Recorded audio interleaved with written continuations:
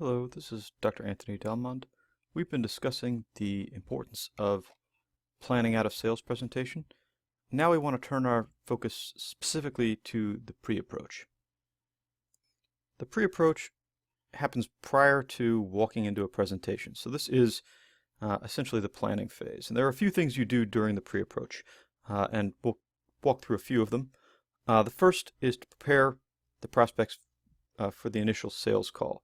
So you're sort of seeding. You're getting the prospect prepared so that they know what to expect in the sales presentation. There are no surprises.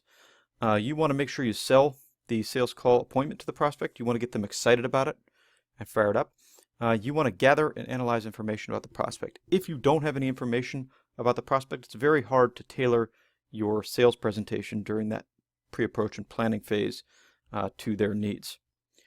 You want to determine their needs, again, from the information you gathered, and their preferences, if you can identify what those are. You want to think about your features, advantages, and benefits that you're going to use in your sales presentation, and you want to figure out particularly the benefits that are going to be most important to your prospect. Those are the ones you want to focus on, and that's kind of what you want to build your entire sales presentation around.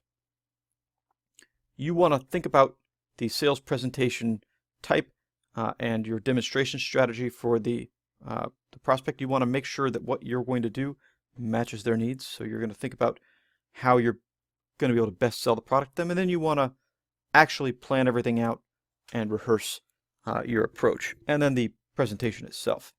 So we'll go through a few of these. We talked about, during our prospecting lecture, the cold versus the warm call. Warming a prospect up prior to a sales call is called seeding. You want to get a lot of information out there to your client prior to even setting up your scheduling your sales presentation.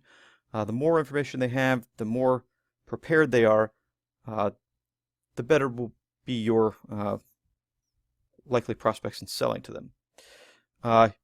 You can do this in a lot of ways. One of the ways is to handwrite letters to your client. Send them something that lets them know that you're thinking about their needs. If you can point out some things that you've considered in advance so that they can think about them, it kind of sets them up to be coming up with questions, and it kind of leads them in the direction you want them to go. Personal emails can be great. A lot of businesses will send articles and product information directly to customers before the sales presentation. So this is something it could be before prospecting. Oftentimes it's between the time you set up your sales presentation, so that scheduling phase, and the presentation itself. This gets the prospect thinking about things the way that you want to direct them. Pre-notification is when you're preparing a prospect for a call by reaching out in advance. Again, sending materials ahead of time to get them excited about the prospective sale. So this is really selling your meeting. You want to think about the specific prospect. You want to think about their needs, problems, and preferences. If you spent some time during the prospecting phase, which you should have, collecting information about your client or your potential client, you might have an idea what their business needs, what they need. You might have an idea what they're looking for.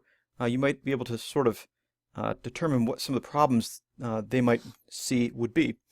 So if you can do that, great, because you can anticipate and plan ahead. It's not always easy, but you need to make sure that you've collected enough information up front to be able to do this. So prospecting kind of fits into the planning phase. You want to be able to make sure you're collecting information on your prospects so that you can use it in the presentation itself. One of the things you can do is use the spin selling technique. This is something that you can do either while you're collecting data during the prospecting call, or you can do it at the beginning of your sales presentation, maybe in this approach phase that we're going to talk about in a little bit. It is easier to do it long in advance because you can plan the next step. If you do it as an approach, then you have to kind of be prepared to adapt on the fly. But spin selling is where you are using a series of questions to identify a prospect's situation. So what their business is all about, what are some potential areas that you might be able to focus on. You're trying to identify problems that might have with their business. This is usually used for sales to retailers or someone who's going to then pass the product along, so middlemen. So you're going to identify what some of the problems are for them. If you can find some of the problems that they have, you can identify how those problems impact their business. So if you could find that maybe they're not able to meet a certain target market, maybe they're not carrying your product, so they can't meet their potential market's needs. The implications of that is they're losing money. They're not showing their customers that they have a broad array of products. So there's a lot of things that you could use as implications. And then you want to point out that they need your product to fill that problem, or to satisfy that problem for their business. You could do this also for industries. You could do this for individuals on a certain level, depending on what the products are that you're selling. But this is a really important thing, and a lot of times, like I said, it's used in the approach phase that we'll talk about in a little bit.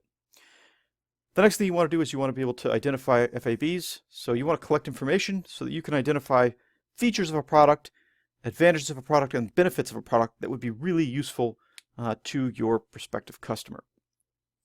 If a customer is really only focused on financial gains, then the benefits you want to focus on for your product are the ones that will allow your customer to make more money, to save money, things that are financial.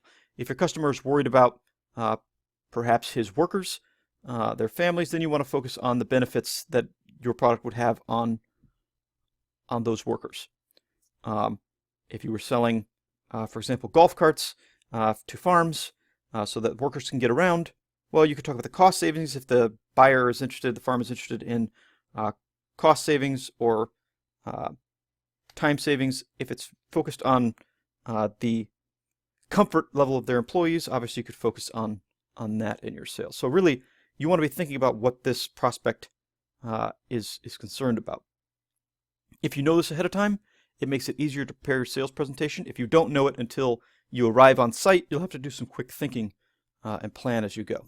So a little bit less in advance. Your final planning steps, you want to choose a presentation style and method. You want to choose a strategy for how you are going to make this sale, but a lot of that stuff is going to go into our next lecture. We aren't going to talk about it here, even though you would be planning it during your pre-approach and planning phases. And then you want to spend a lot of time rehearsing. Obviously, you want to spend time rehearsing the presentation itself, but you need to rehearse your approach too. We'll talk about the approach in the next slide or two. But you really only have one chance at first impression, and you can't fix a bad impression very easily. So the approach, where you're introducing yourself and getting to know your prospect on a more personal level, is really, really important. And if you don't plan ahead, it can lead to disaster at times. The last thing we want to talk about before we get into the approach itself are the gatekeepers. So when you arrive on a sales call, you're not usually going to first meet the person you're selling to. You're going to first meet a secretary, somebody who's going to be a gatekeeper between you and the final decision maker. Successful salespeople keep gatekeepers happy. Oftentimes these gatekeepers are the ones who schedule appointments for your clients. So if you're not keeping the gatekeepers happy, if you don't make chit-chat and have a good relationship with the secretaries, receptionists, and so on, they're not going to be as forthcoming with appointments down the road. So you want to make sure that the relationship that you want with your client, you also keep with their gatekeepers at their business. They control your access to the client. Some tips for keeping gatekeepers happy: be polite, act like a guest. You are a guest, act that way. Engage with them, but certainly don't try and wheedle private information out of them. Don't try and figure out the way that your potential client is leaning on purchasing a product, because it doesn't seem like a professional way to behave, and it might rub them the wrong way, and it certainly would rub your client the wrong way if they find out, which they will. Obviously, the gatekeeper is their employee, so they have a closer relationship than you do. You want to be personable. Remember their names, any personal information you collect. If a lot of salespeople will get to know the gatekeepers, know their kids, all of that. You can keep that in your client relationship manager, as well as all the information about your client, because it pertains to the same sale. You want to be patient. Don't ignore the gatekeepers on the way in or the way out. When you walk in, talk to them, and when you're walking out, talk to them again. Say it was a pleasure to see you. Whatever you need to do to make sure you maintain that relationship. You want to speak clearly and confidently, but you don't want to come across as patronizing. Make sure that you are comfortable with those gatekeepers, and supply them with a business card as well. All right, that's it. The next time we're going to come back and talk about the approach itself.